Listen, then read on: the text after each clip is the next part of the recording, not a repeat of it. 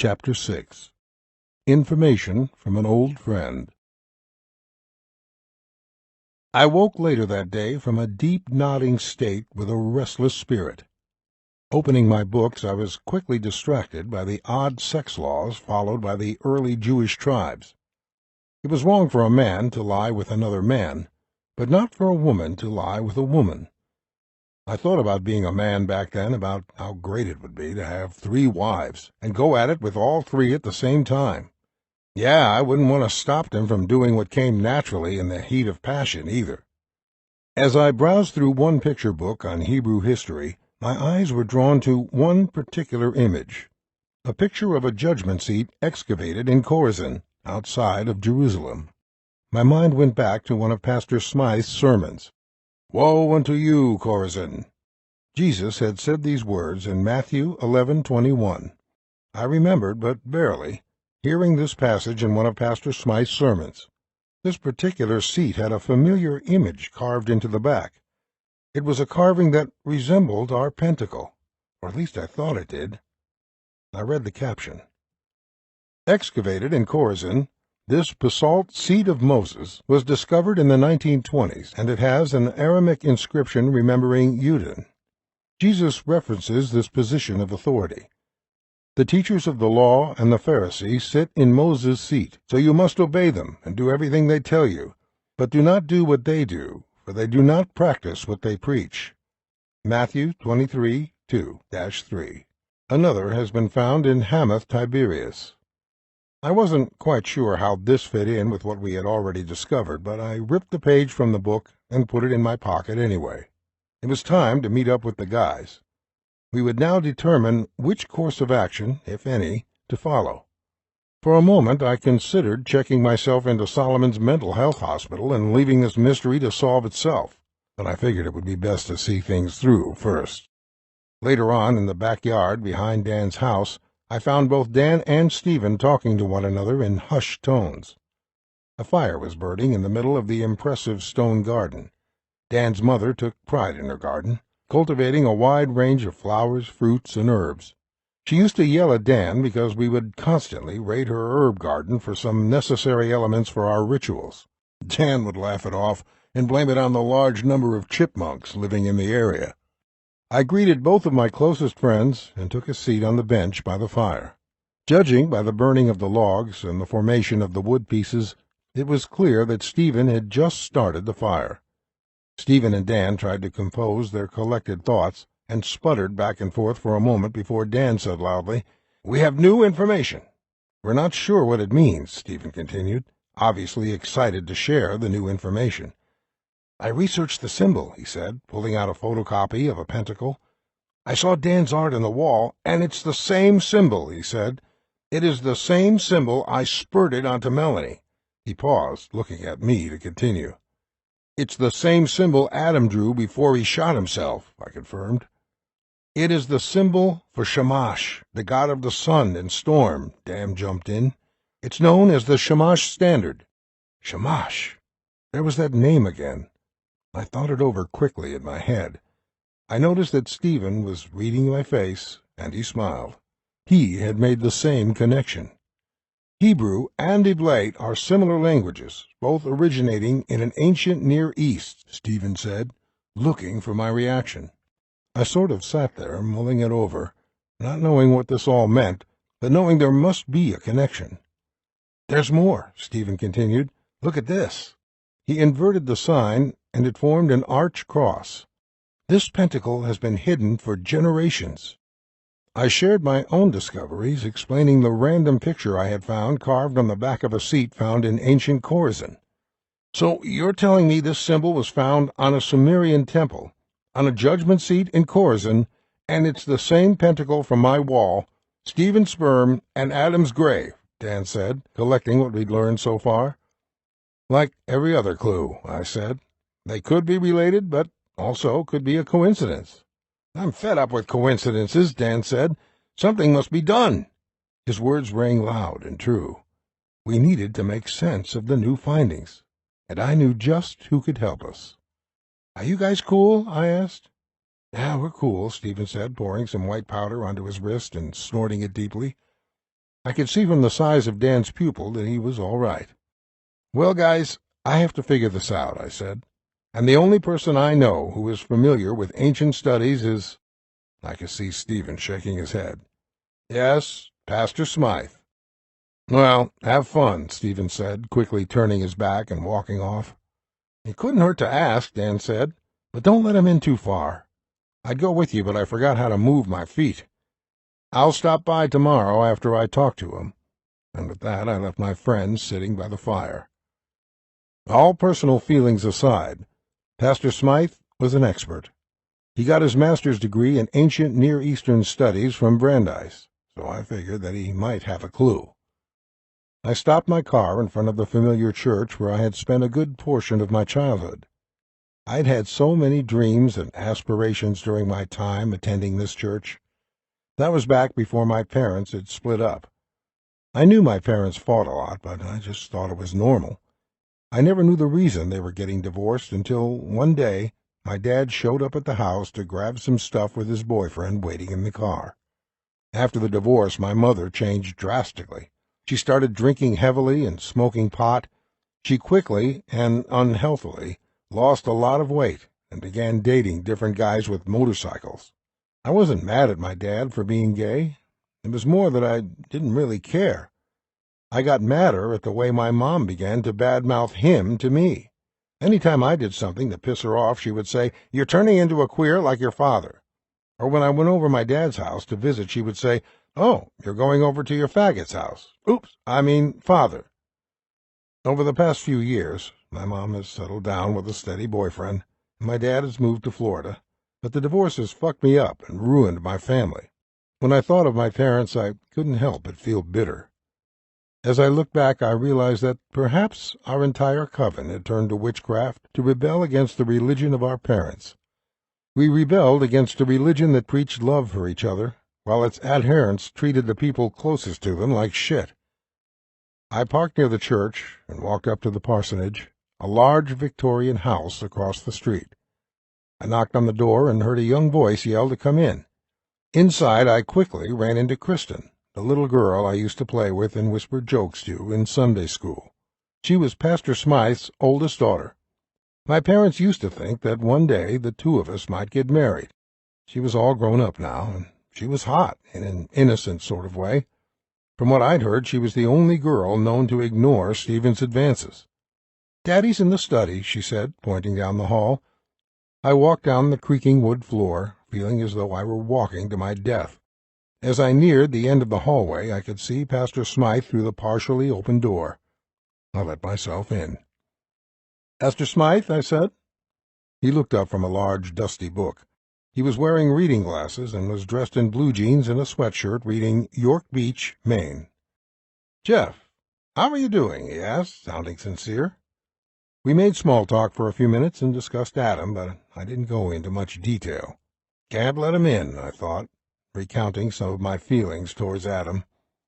After nearly an hour of this, I started toward the door, but casually said, "By the way, Pastor Smythe, have you seen this symbol before?" I pulled out the sketch of the Pentacle from the day before.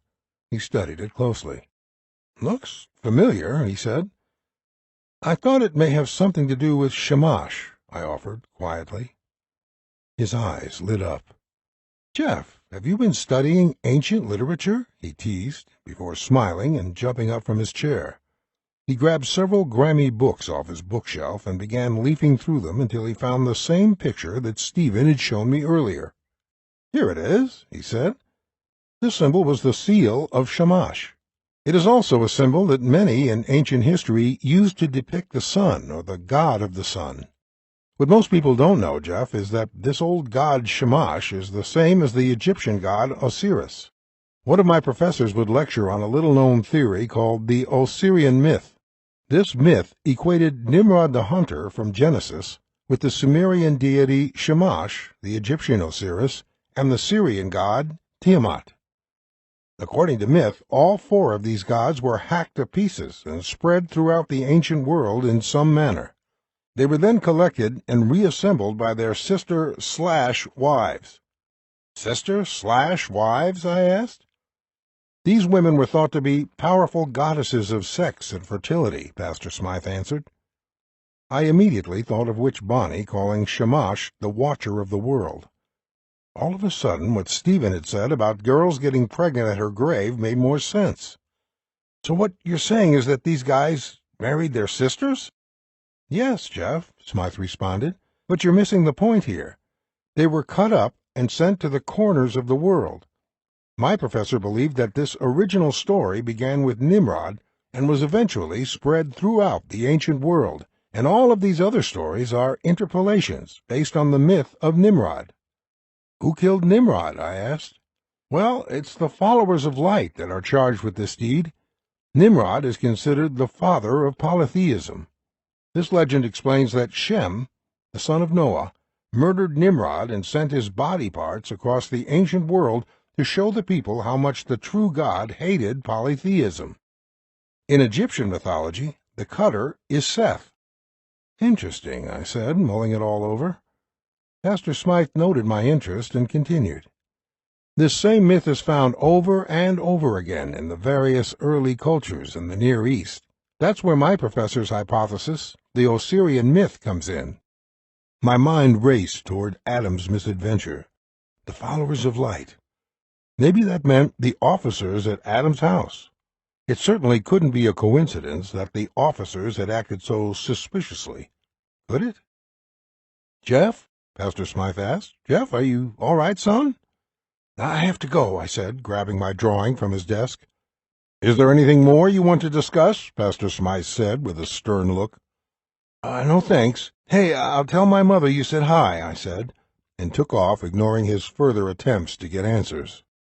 As I was driving home, I remembered what Bonnie had said about Shamash, about how he controls the souls of dead men. I pulled into my driveway, put out my cigarette, and walked up to my front door. I had expected my mother's car to be in the driveway, but it was gone. She must be having a good time, I thought, as I opened the door and promptly crashed on the couch. Half asleep, my mind drifted back to 5th grade at Victory Christian School. Adam had found an adult comic book on the ground outside of his house and had snuck it into school, where we read it secretly during recess. Nick Curry kept trying to see why we were being so secretive, but we managed to get through the day without anyone else knowing about it. I don't remember the exact title, but it was all about the occult and demonology. We didn't understand some of the words, but we both knew that we had stumbled upon something bigger than anything we had known before. One of the characters in the comic book was a man named Inkhead, who tattooed himself and was able to summon the tattoo ink from his body to do his bidding. I remember how strongly that story had influenced Adam. From then on, Adam would draw strange pictures on his body, showing up to school several days later with his whole arm turned green. We found that he had gotten ink poisoning from drawing on himself. Despite his brief time in the hospital, it was that book that started our fascination with the occult. Some years later, after my parents got divorced and Adam's dad fell to his death, we started meeting in the woods and performing spells. As time went on, our spells began to cross the line from innocent fantasies to dark reality. The spells got darker and darker as our lives got more complex.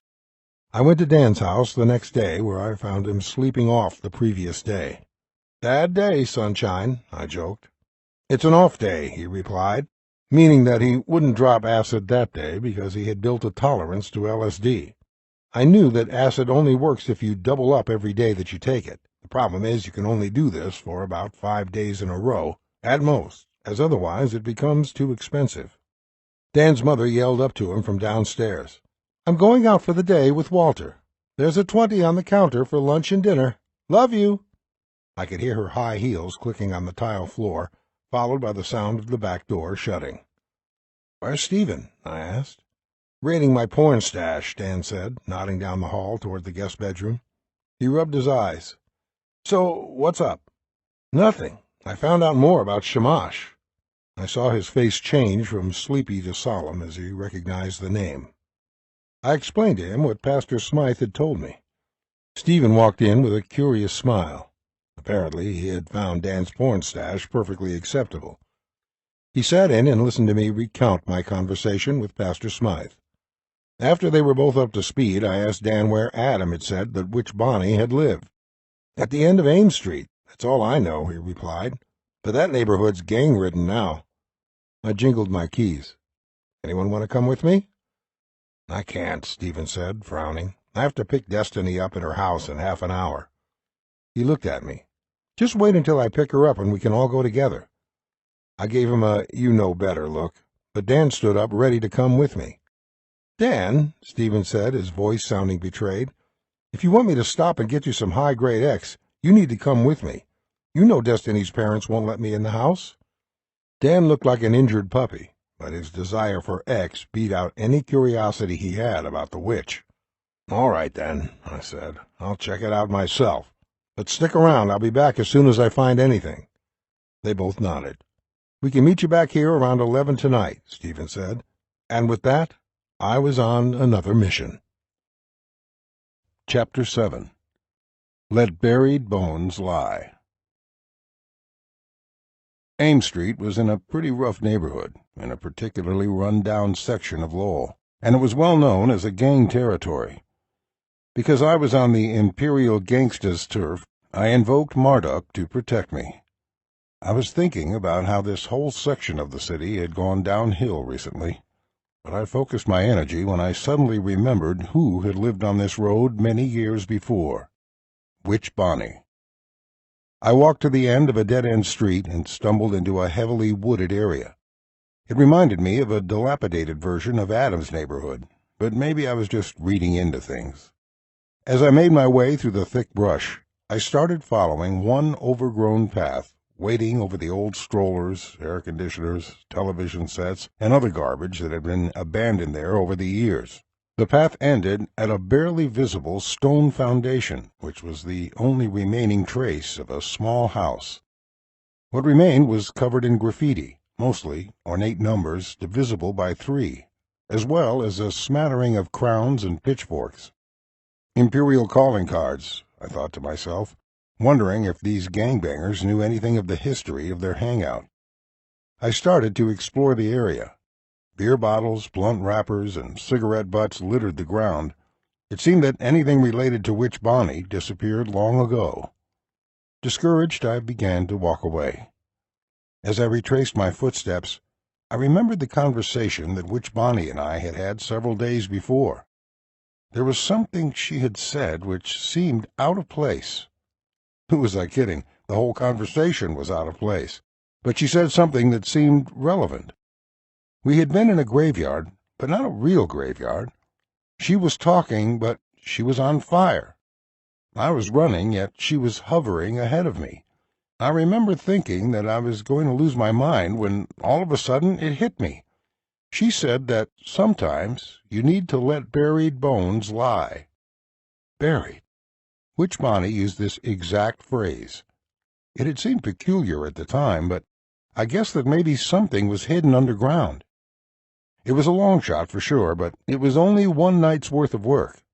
I decided to go back, given the attention I'd attracted as the only Caucasian on the street. As I reached the end of the road, I noticed an old Asian woman staring at me through a dirty window. I nodded in acknowledgment, but kept going. I would soon be back under the black veil of night. I told Dan, Stephen, and Destiny what had happened that day, and about my plan to dig up the foundation. I had intended to go back alone, but Stephen insisted that everyone come with me. "I'm tired of you being the only one actively involved," he said. So the next night, we all piled into Stephen's Cadillac. We were all dressed in black. We would usually dress in black, so this wasn't out of the ordinary for us. Destiny was wearing a black niqab that made her look vaguely like a Muslim terrorist. I kept teasing her about it, but it was no fun, as she never appeared to get angry. The loud bass of a house party at the end of the street echoed blindly as we approached. We didn't care who got in front of us. We were on a mission to avenge our departed friend. Or at least we thought we were. Everything was so confusing lately.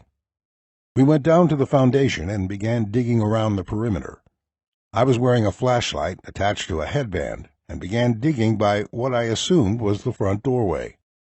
Hours passed, and the music died down. We noticed blue lights between the thick of the wooded area and heard the occasional scream and gunshot, but little could distract us. Soon it was nearly 4 in the morning. We had been shoveling for hours. I was motivated by a thirst for resolution for Adam's sake, but even this desire, mixed with great heroin, was not enough to keep up my energy. My body started to feel heavy. I was just about to stop digging when I heard a rustling in the bushes. "It must be a cat," I said quietly. I stopped to light a cigarette and continued shoveling, trying to coax a second wind from my aching arms. Soon I heard the rustling noise again. At this point we all had stopped shoveling and listened for the sound again. There could be no mistaking now. It sounded like someone whispering Cambodian or some other Eastern language. I was not in the mood to fight the imperial gangsters, but I gripped my shovel in anticipation of what appeared to be the inevitable confrontation. I waited for them to pop out of the thick bushes, but they never did. The woods at this point were an uneven landscape of random holes, some shallow, some deep. I was about to give up for the night and chalk the whole venture up to stupidity when I heard Dan yell something. We all gathered around the hole he was digging. He had uncovered an old wooden box made of oak and peppered with tiny holes from what I guessed to be termites. The hinges were rusty and squeaked as we opened it. Inside was an odd-looking book with an emblem printed on the front cover. It was the same emblem that had haunted us the day before. I inspected the book closely, trying to be as delicate as possible while turning the pages. The pages were stained yellow, and several were tattered and torn. For the apparent age of the book, it was in fairly decent shape. I looked inside and saw that they were covered in a handwritten Old English script. It appeared to be a primitive grimoire. It was readable, but the Old English style made it harder to read than the 1611 version of the King James Bible. As I studied the text, I realized that this wasn't just anyone's grimoire. It had a name etched onto the cover. "Clara," I read aloud. Dan looked over my shoulder in fascination. "Clara Bonney." "Which Bonnie?" Stephen said. As tired as we were before, we now had to explore this book of secrets. "I wonder why no one's ever found it," Destiny asked, her voice rising in wonder. "Maybe," Dan said, "when they burned the house, it couldn't burn and was buried in the ashes. Or," Stephen suggested, "maybe Bonnie buried it before the mob came for her. Or maybe she kept it buried." I completed his sentence. We were like little children reading a beloved comic book. We examined each spell, determining whether it was genuine or merely New Age propaganda. Then, about 40 pages in, we found what we had come for. The writing had become shaky and difficult to read, as if the writer was possessed. The topic had also changed from light-hearted love spells to darker, pedophile sex spells. It was hard to read, but one word stood out among all the others: shamash. It wasn't long before the symbol appeared. I didn't know what to make of it. There was a reference to the Book of Enoch, where it talks specifically of binding shamash. The next couple of pages were missing, and there was a weird inscription in the back. "What's this?" I thought out loud. "Beats me," Stephen said. "Looks like some form of Hebrew, maybe Aramaic. Stephen, do you think you can translate it?" "I probably could," he said modestly. "I can use my computer software to try." The rest of the grimoire was comprised of indecipherable spells. Though I had begun to wonder if this had any connection to Adam, we were exhausted and decided to go home. After Stephen dropped me off, I stumbled into my house, took out my kit, and began to break up heroin from the chunks that remained. As I was doing this, it popped into my head that I had been using an awful lot lately. I told myself it was to get past Adam's death, but the truth was that I had bought this stuff long before Adam had committed suicide. One thing at a time, I thought, before snorting a line the size of my pinky finger and going to sleep. I had vivid nightmares of hellish creatures trying to eat me alive. I knew something was chasing me, but I wasn't sure what. Was it Witch Bonnie back for revenge? Was it post-mortem Adam? I couldn't tell. I awoke in a cold sweat to the radio blaring Megadeth. I called Stephen. He was going to drive Destiny to the shelter to visit her mother, but he would be back soon. I tried calling Dan, but there was no answer. He was probably still sleeping. I jumped in the shower and stood underneath the nozzle, absorbing the water for almost an hour. As I dried myself off, I looked in the bathroom mirror. My face was distorted from the heroin. I started to think about Adam and me when we were kids. One day we slept over at his cousin Jeremy's house for Jeremy's birthday. Adam, Dan, Jeremy, and I all slept inside a little three-man tent. But before long, Jeremy went outside and smoked a cigarette, only to be caught by his mother, who forced him to spend the rest of the night in the house. Though we were all confused because we had come to celebrate Jeremy's birthday, Adam took charge in making us forget that our host was gone. We stayed up all night, talking and laughing. It was innocent back then. This was before the stresses of school, life, and love had set in. Since no one was around, I had some time to kill, so I went over to Adam's house. Miriam had passed the initial shock, but I knew Adam's death was something she would never get over. Mikey answered when I knocked on the door, wearing a Patriots jersey and wind pants. His mother was on the couch, just staring at the wall. She wasn't crying, but I could tell she had been earlier. "Hey, Miriam," I said, sitting down next to her and holding her in my arms. I began to cry. As the tears welled up, I realized this was the first time I had cried since Adam died. Miriam sobbed too, whispering through her tears that he's really gone. All I could muster was an insensitive, "I know." We stayed like that for about half an hour. I eventually took charge of my emotions and forced myself to make small talk. We tried not to reminisce, but every topic ended with the conversation being brought back to Adam.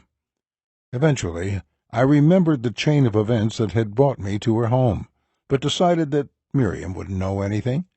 It was probably best not to involve her in our conspiracy theories at the moment. I reached into my pocket to grab my cigarette pack and felt something strange. It was the acid Dan had given me, still wrapped in tinfoil. I remembered that the picture was barely legible. I unwrapped the acid carefully and discreetly. I was positive that Miriam would not recognize the picture, but something told me to ask her anyway. I showed her the picture fragment, and she examined it closely before letting out a cry of what seemed like joy and sadness combined. "I was wondering where that picture went," she said. Bewildered at her recognition, I asked her, "What?" "This was the only recent picture of Adam," she said, still keeping her eyes fixated on the image, "that those men didn't take away." "Miriam," I said, trying to not get too excited, "why is this picture important?" "I don't know," she answered. "It was taken during Adam and Destiny's 8th grade summer break." 8th grade, I thought aloud. "Don't you remember how they dated for a short time?" "Oh, yeah," I said, trying not to reveal my suspicion. "Here you go," she said, handing back the small piece. "Well, Miriam, I have to meet Stephen," I said, trying to dismiss myself as quickly and politely as possible. I waved to Mikey through the sliding glass door, but he was busy watering the lawn out in the backyard. Before I left, I heard Miriam yell out the question I had hoped to avoid. "Jeff, where'd you get that picture?" I pretended that I hadn't heard her and sprinted to my car. As I drove to Stephen's house, I began to do what any rational person does when confronted with uncomfortable information. I questioned the validity of what I'd heard. Could Miriam really tell from the little piece that it was a picture of Adam and Destiny? I figured it would take a huge stretch of the imagination.